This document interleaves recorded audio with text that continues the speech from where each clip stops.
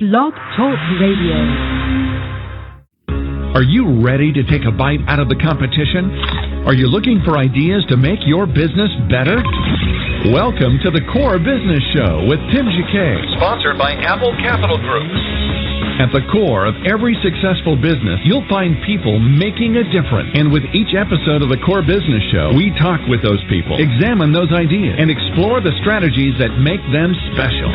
Now, the host of the Core Business Show, Tim Jacquet. Good afternoon, and welcome to another episode of the Core Business Show. I'm Tim Jacquet, your host. Today, our show topic is we're going to interview Dr. Ned Holstein of Father and Family. He's the founder of the organization. Fathers and Family is a nonprofit organization out of Boston.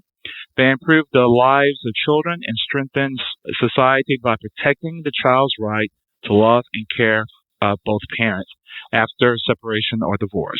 Good afternoon, Doctor. Good afternoon. How are you doing? Great. Thank you for joining the program today. I guess to begin with, we can begin with by talking about yourself. Tell us about how you started this organization, and then talk about the mission of your organization as a whole. But before we begin, anybody wants to call in, you can call in at 347-324-3460, 347-324-3460, and feel free to call in to ask questions. I guess welcome to the program, Doctor, and I guess we can begin with you. And tell us about yourself. Well, thank you. Well, it's just great to be on your show. I'm a divorced dad. It happened ages ago when my wife decided that she wanted a different life than the one she had. And I had a pretty good outcome. But along the way, I realized, boy, there's an awful lot of cases here where what's happening in family court is not very fair to one of the parties. Usually the dad and usually the children, but not always. Sometimes it's the mom. And so I started talking to other fathers who'd been through this, and it began to open my eyes a little bit. Started doing a lot of reading, talking to a lot of people, and I decided we needed to start a national organization to bring fairness to the family courts, to reform them. And our central idea is that children will do best and deserve to have both of their parents in their lives, lots of time with both parents. Neither parent should be able to claim more than half of the time of the child. Of course, there will be exceptions, and there will be some parents who aren't fit, and there will be some families where this idea doesn't work according to either of the parties. And in those cases, they can mutually agree for a different arrangement. But if you've got a fit parent and they want to have a lot of time with that child, who is to stand between them and God and say you can't have that? Wow. And taking into account, I think we had a discussion regarding the not only just the family economic impact also to businesses, but I guess looking at it as a whole, once a couple divorces, there is a financial strain on especially usually the mother, because they have to now deal with collecting child support. Their lifestyle is going to be less than what they were, because then now you have additional expenses that you don't have a backup plan for. You don't have that additional income. Some women do have good salaries and good jobs, and it's no impact. But on the average, there's always going to be an impact. Having a child, you're dealing with child care, is still going to affect your families. And taking that into account, I know the court's always going to side having women as the primary caretaker. In your organization, do you kind of coach the fathers to try to get more involved, or try in this emotional process of getting divorced or dealing with child care issues? Your company, your organization go in and kind of help in per se, kind of help advise? How do you guys? Not really. We would love to be a human service organization and to help people out in their individual cases, but we would need a budget of $50 million a year to be able to help all the dads out there who need it. What we do instead is we are trying to reform the laws, reform the traditions and policies of the family courts, and also the state agencies that are around the family courts. And typically that's the Child Support Enforcement Agency. It's also the Children's Protective Services, which go by various names in various states.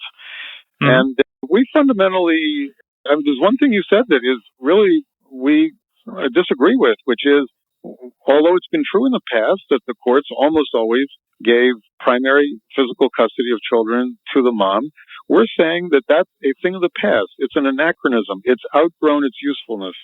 And what children need and what they do best with and what's fairest to the adults is that the child's time should be amply split between the two parents.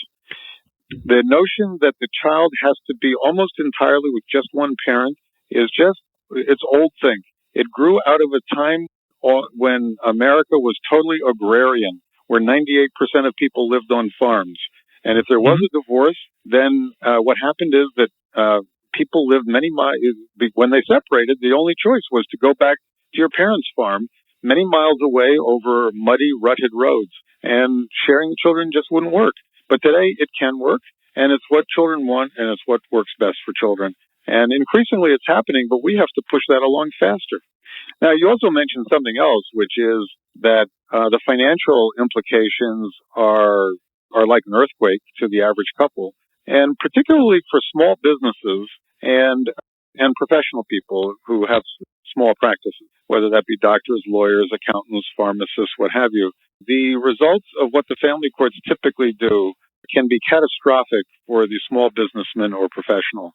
I would say that there are the two most common causes of bankruptcy of small businesses is, number one, undercapitalization, and number two is divorce. The proprietor being engaged in a divorce. And there's a couple of reasons for this. One is that a very common one is that the courts in a divorce split the assets. So let's just take an example. Typical small business. Let's say the business is valued at $400,000 of market value, and let's say that a person owns this business outright. Let's say it's the father's business. And let's suppose they've got $200,000 of equity in their house. So their total net worth of their family is the $400,000 in the business plus $200,000 in the house, and that's about it. Maybe a little bit in the car, a few other assets. And so they've got $600,000 of net worth. So, but let's suppose, and this is very common in small business, that this man can only take, let's say, $50,000, $60,000 a year out of this business. Well, what's going to happen?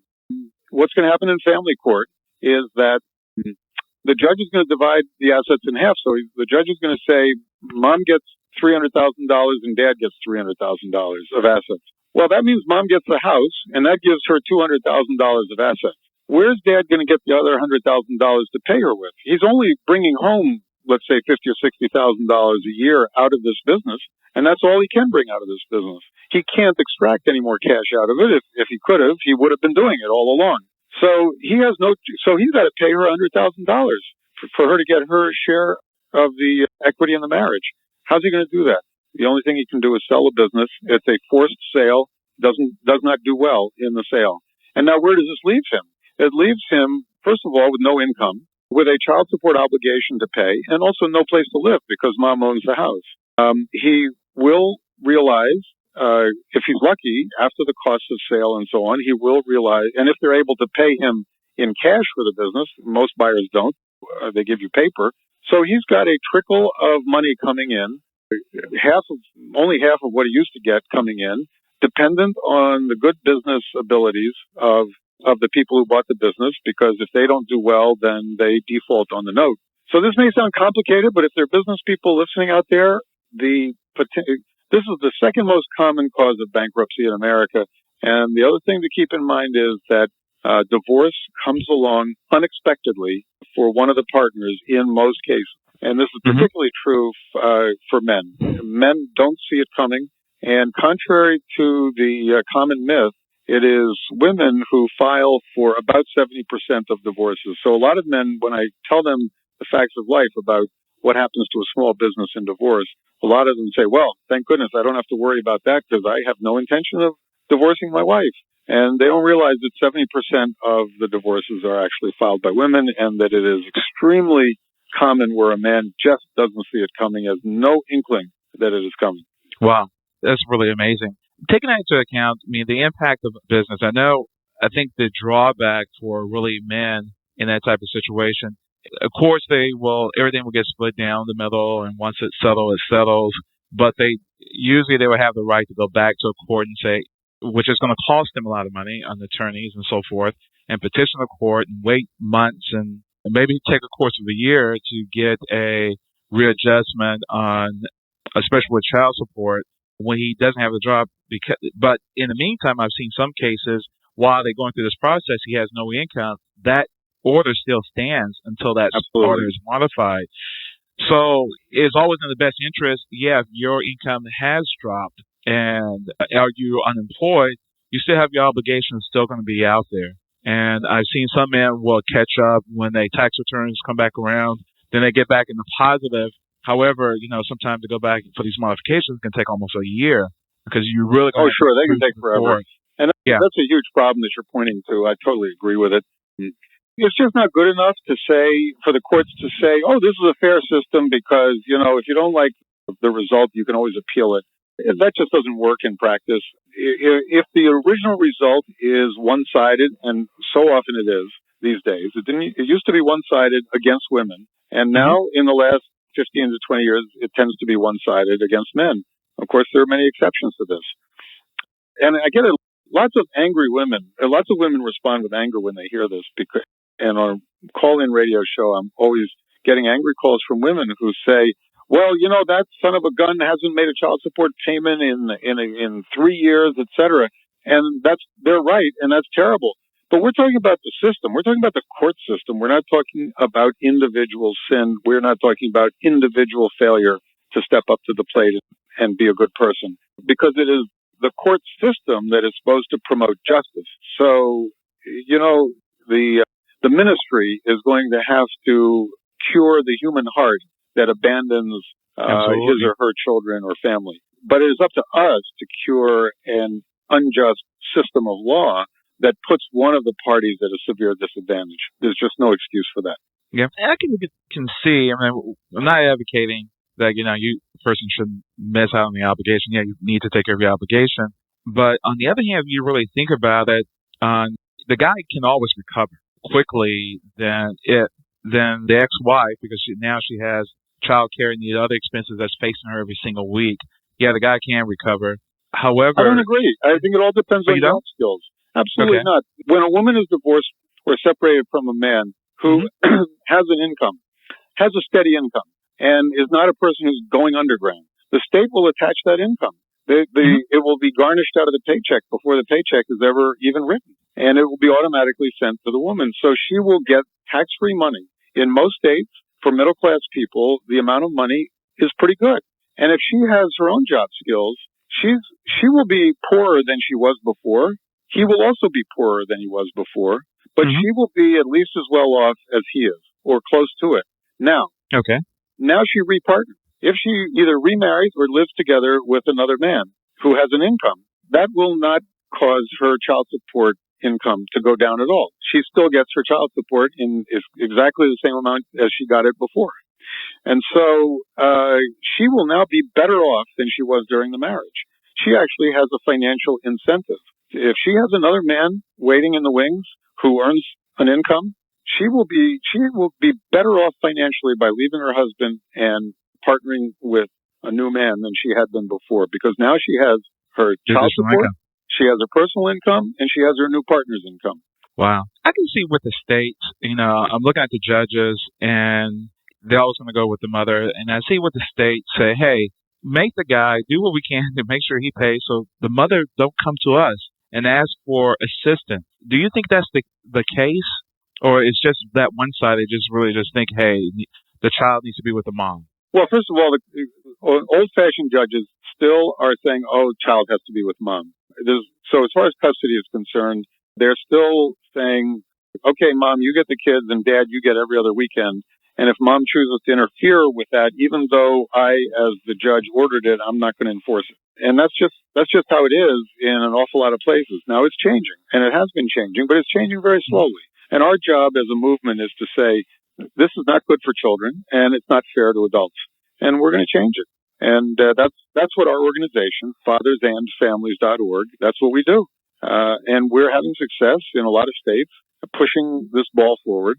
But we have a long way to go. And if there are, and by the way, our supporters are not just divorced and separated fathers. We've got tons of second wives. We have, or stepmothers. We have tons of sisters of men. We have tons of grandmothers of the children. We have just tons of support from among women, because any woman who's close to a man to whom this has happened knows that it's not working fairly, and they're completely in our camp. So this is not the boys against the girls. This is, let's make a better life for children, and let's do something that's fair for adults. Wow, that's amazing. In your organization itself, you publish a lot of literature kind of on your website to say, hey, this is a case scenario, because I know you have court cases, you have a lot of information, news throughout the entire country. How do you gather all this information? Let me tell you, it pours in over the internet every day. Oh my gosh. We get calls from people all over the country every day. We get emails from people all over the country every day. We have about 50,000 people around the country. Every time they see an article in their local newspaper on our issues, they email it to us. Court decision in their state, they email it to us. Columnists who write about it, it gets emailed to us. And of course, we take our own steps to follow what's happening. So this is an area that's in turmoil around the country. Some of it's going in the wrong direction, and some of it's going in the right direction. I would say in general, it's 2 steps in the right direction and then a step and a half backwards. Then 2 steps in the right direction, then a step and a half backwards. So what do you say in the wrong direction? And then also in the same breath, what do you say in the right direction? What are they doing really wrong, the judges or the system itself? Well, the biggest single issue is sticking with the old notion that the child needs only one parent, and making that parent always be the mom, even when mom is not a very good parent. So, this is the problem at 2 levels.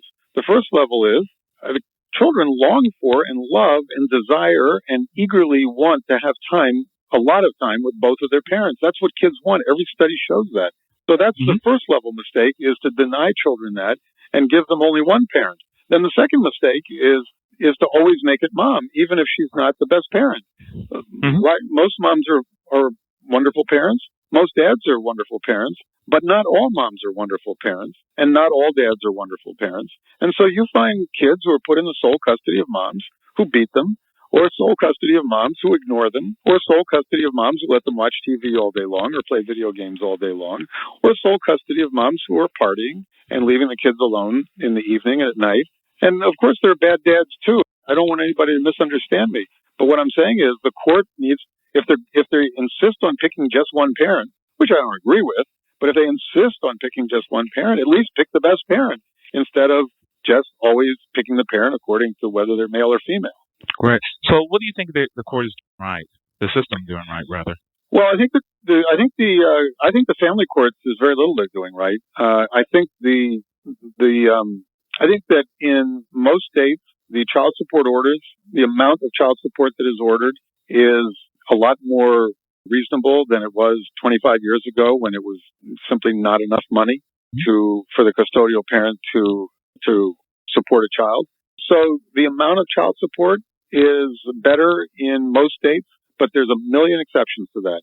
And then the other big problem is the enforcement agency, which is a whole nother story. In other words, one issue is how much child support gets ordered to be paid. And I'm saying that's improved in most cases, but millions of exceptions. The whole business of how it's enforced is a huge mess. It's a morass. It's full of injustice. Taking driver's license away from people who are doing their best, but who in this recession have lost their jobs, or their commissions are down, or they don't have the overtime they used to have. Enforcing that they should keep on paying what they were paying before, taking away their driver's license, putting them in jail, harassing them, seizing the bank account that they needed to get the transmission fixed on their truck so they could continue to earn a living, etc. There's all kinds of abuses in the enforcement part, because they don't care about the human realities.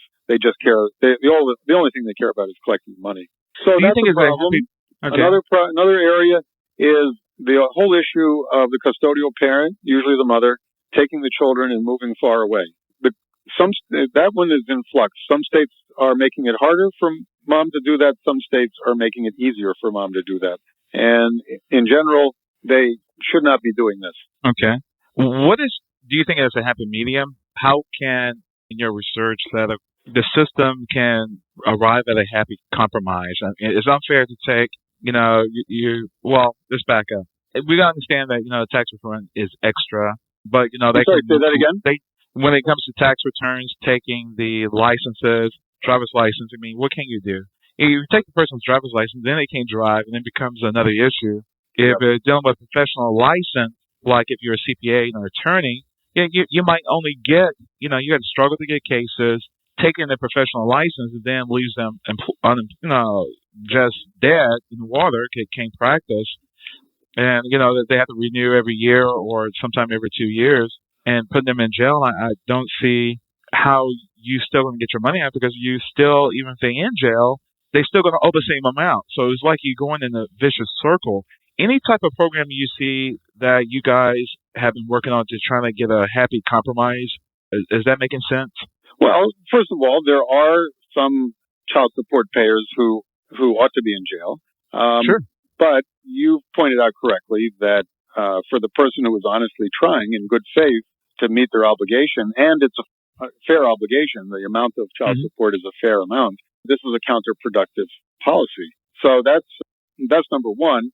While they're in jail, the amount of child support just keeps going up, by the way. They can't earn money while they're in jail, and so the child support owed just keeps increasing while they're in jail, which just gives them a huge mountain to climb when they get out of jail.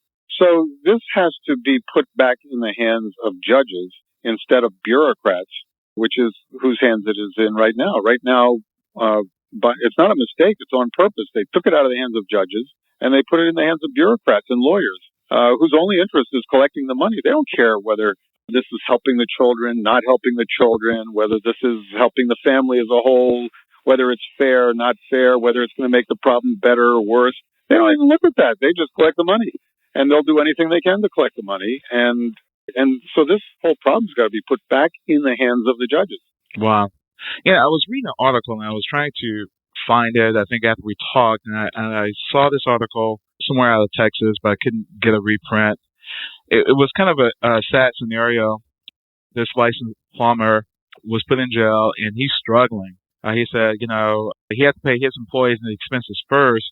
He pay himself last, and sometimes he don't get a check in a week or 2 weeks. Right. In order to keep going.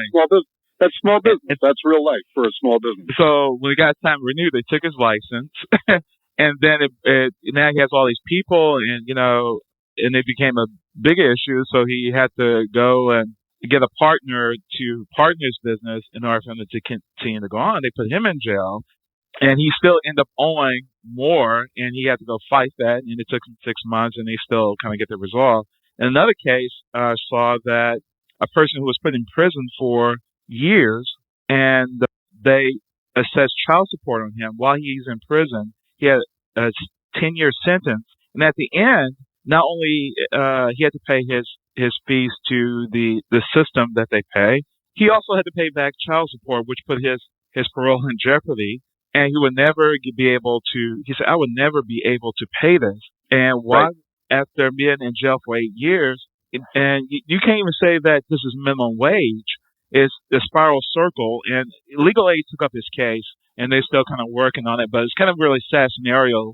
He's incarcerated on the 10-year sentence for 8 years, and he's paying child support on minimum wage. And when he gets out, now he's not only facing his $20 he had to pay every single month when he visits his parole or probation officer, I'm not sure what they call it, but also they are putting his parole in jeopardy because now he owes back child support. Yep. And he goes to jail. It's like a vicious circle. He said, I would just rather go back to jail and not worry about this issue. Yeah. So it was kind of how does that help the kid? It didn't help the kid at all. Yeah, exactly. So the whole idea of this is to help kids, and it doesn't help kids. I'd like to talk about poor people now, too, because a big part of the child support arrearages, that is, past due amounts that are behind when someone is behind on paying their child support. The large majority of the problem of arrearages is among poor people. And these are people who are earning less than $10,000 a year. So when you really go up in the helicopter and look at what we're doing on child support policy for poor people, we're doing something very strange. In general, in our society, we understand the fact that society as a whole has an obligation to help out poor people to the best of our ability. And you can have arguments about bigger benefits or smaller benefits, and we have those political arguments. But everybody agrees that to some extent, those people who are more fortunate in life have some kind of obligation to the poor to help them out. And that's what we do as a society. Now, there's one huge exception to that. And the huge exception to that is child support orders among poor people. Think about it for a minute. What you're basically saying, when you tell a very poor man who's earning, $7,000 a year, $8,000 a year, when you're telling him to pay an amount of child support that he can't pay, you tell this guy you got to pay $100 a week. For him, that's a fortune. He can't pay $100 a week. That's $5,000 a year. That's 2/3 of what he earns. What's he going to live in? A refrigerator box? So what you're doing in a situation like that is you got certain poor people, namely the mother and the child, and we're saying, oh no, society is not going to help out this poor mother and her poor child. We're going to make another poor person help out the poor people. The other poor person is dad. They're all poor people. And in this one instance, what we're saying is, oh, poor people have got to be supported by other poor people. Instead of saying, you know what, society's got to step up to the plate. Those who are more fortunate have to step up to the plate. Wow. That's something else. In your organization, I was just going through your About Us, and it goes to, I think, your different vision. Can you talk about your organization's mission, what you guys do? Our mission is to improve the lives of children by ensuring that they have the love, care, and guidance of both parents after separation or divorce, with equal rights and equal responsibilities for mothers and fathers. That's our core mission right there. And then we've got all the satellite issues. So I've already talked about the fact that kids long for both their parents. When they don't have a lot of time with both their parents, they just feel a big hole in their heart. They feel incomplete. They feel sad. They feel depressed. They long for the parent that they rarely get to see. And then there's all the satellite issues that affects the central issue. So too high a child support order. What happens? Dad disappears. What happens to the child? Not only no more money, but no more dad. Another satellite, and we've talked about that one. Let's take the small businessman, the plumber, or other small businessman that we talked about. You impoverish that guy. What have you done to the child? You've basically emasculated their father. You've made him from a self-respecting man with dignity who runs his own small business into a guy who's living without dignity, is living in a single room occupancy in the basement someplace, and in the eyes of his children, he's just a shell of what he once was. So that's not helping children. Then the move away issue. If you're telling custodial parents, oh yeah, you want to move to California, no big deal. What are you doing to that child? You're taking away their father. And so, you go down the list of the issues, and they're all, I call them satellite issues because they all revolve around the central issue, which is the children need two empowered, loving, nurturing, present parents in their lives. Great. Any research that shows, I think, especially on the poverty level, with women raising boys, any of your research that shows that in that particular case, and within the court system, we're always having these shootouts. You have these gangs, guys, young men or young boys, longing for that father image, and they go into a gang type situation because it gives them all the comfort and all the love that they were missing from their dad. Now they have it within this particular gang. Any research that shows that, hey, at a certain point, should this 12-year-old boy, while he's still at that mid-age point, let's start shifting towards going to the male role. Mom, you have taken care of your son all these years, but the dad needs to really step in. Can dad step in at that point and just start shifting that way so he doesn't go into this situation dealing with gangs or whatever? Any research that you guys have? There's tons of research. People can go to our website at fathersandfamilies.org. That's Fathers, A-N-D, families, no punctuation, all one word, .org. And you can click on resources and you can find some of that literature. There's tons of literature that show that as boys start to get into, to be 10, 11, and 12 years old and into their teenage years, that the presence of a dad, either in the home or actively present as a non-custodial dad, is a huge factor in decreasing their delinquency, their truancy, their involvement in gangs, their involvement in violence, and their involvement with the law. That research has been done, among other people, by a researcher named Rebecca Coley, who's at Boston College. Looked at minority neighborhoods in 3 different cities around the country and found a striking result of the type I just described to you. So there's tons of research about that. There's also research about the effects of the presence of dad on his daughters do much better too. It's from dad that they learn about the fact that they are lovable people, that males will love them for who they are, not just for wearing a very short skirt and a revealing blouse, that males will love them because they are good people, and also that it forms their entire relationship. It helps them form their adult relationships with men, much sounder and healthier relationships. And this might really surprise your listeners, but the data is also clear that teenage pregnancy goes way down when there is a dad either in the house or actively involved as a non-custodial parent.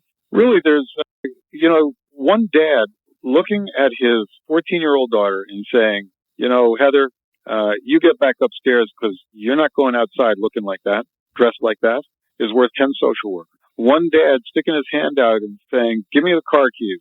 You're not going out tonight. You're grounded. You have not done your homework. You're not dressed properly. And also, I know that you're going out and secretly drinking. Again, that dad is worth 10 social workers. Wow. So why do you think moms are, I'm going to say not effective, is to a point that you start to really lose control when the kid becomes a teenager? That, hey, your son is 6'3", you're 5'5", and even though you have the power and authority, it gets to a point that it's like, hey, I'm going to press this. Children will take you to a limit, but you really don't have any control once they walk outside the door and you're not got it in your hand. Well, there's some women who have very forceful personalities and they don't have that problem. Mm-hmm. But in a lot of cases, the dad is really seen as the disciplinarian in the house, in the home or in the family, for whatever reason. And I'm not sure it has to be that way, but it is often that way. And so, as you just said, a lot of moms will say, when he got to be 14 years old, I just lost all control over him. He just did what he wanted to do, and I had no ability to affect it. But you know what? A lot of moms are saying that about their daughters, too. They're saying, she Absolutely. got to be 13, and all of a sudden I was the dumbest person on the face of the earth. And not only that, but she just started to run wild, and I couldn't control her at all. Happens all the time. Now, I'm not saying that dads also don't have shortcomings as parents. They often do. But that's why fathersandfamilies.org, we're not trying to take kids away from mothers and give them to fathers. We believe the kids need both because the parents bring different ways of parenting, different morals, different guidance, different ways of looking at the world, and the children benefit from both of those. Absolutely. When I taught school, I always told parents that your child has 2 lives. They have the life that you spend with them at night before they go to bed and have on the weekend. As teachers, we have them for 40 hours a week, a little bit more than you have, and we have the real personalities. This is how they're going to act in the real world.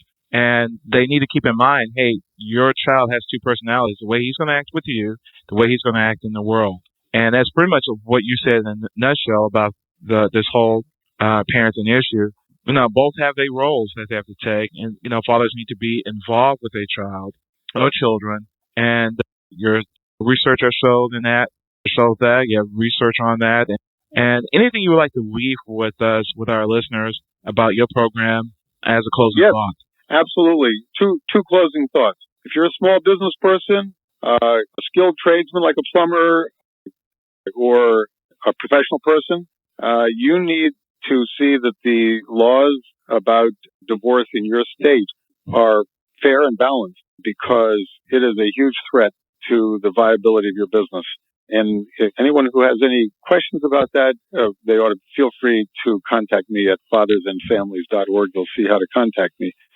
Secondly, and more generally for everybody, I would say that, actually, I will direct this to mothers. Mothers, you tend to have the upper hand in family court. If you take that upper hand, if you take advantage of that upper hand and you get sole custody of your kids and you don't actively see to it that they have a lot of time with their dad, You may feel like you've won in the short run, but you're hurting your child. And your child needs that dad, even though you don't like him anymore. That your child loves that man and has a lot to learn from him. So I would say on behalf of your children, you have to have the strength of character to say that even though this judge is willing to hand me a victory, it'll make me feel good because I'm angry at that guy. My child needs their dad. Wow. There's no victors in this. Thank you, Dr. Holstein. I really appreciate you joining the program today, and I appreciate your time. Thank you. Care. It's an honor to be on the great. show. Thank you. Bye-bye. Take care. Bye-bye. Bye-bye. If you want to get more information on fathers and families, you feel free to go to their website, fathersandfamilies.org. Fathers, spelled out, and spelled out, families, spelled out, .org.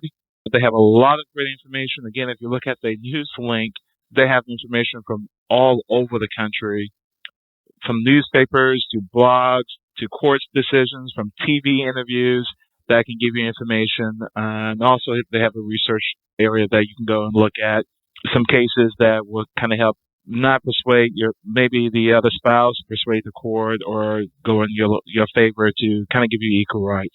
Thank you for listening to the program today. Again, Tim Jacquet, your host with the Core Business Show. Take care.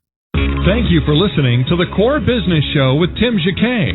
For more information about equipment financing and asset-based loans, visit our website, applecapitalgroup.com. That's applecapitalgroup.com. Or call us at 866-611-7457. We hope you'll join us for our next episode. And remember, you can always get to the core via iTunes. You'll find all our previous episodes there. And thanks again for listening to the Core Business Show with Tim Jacquet.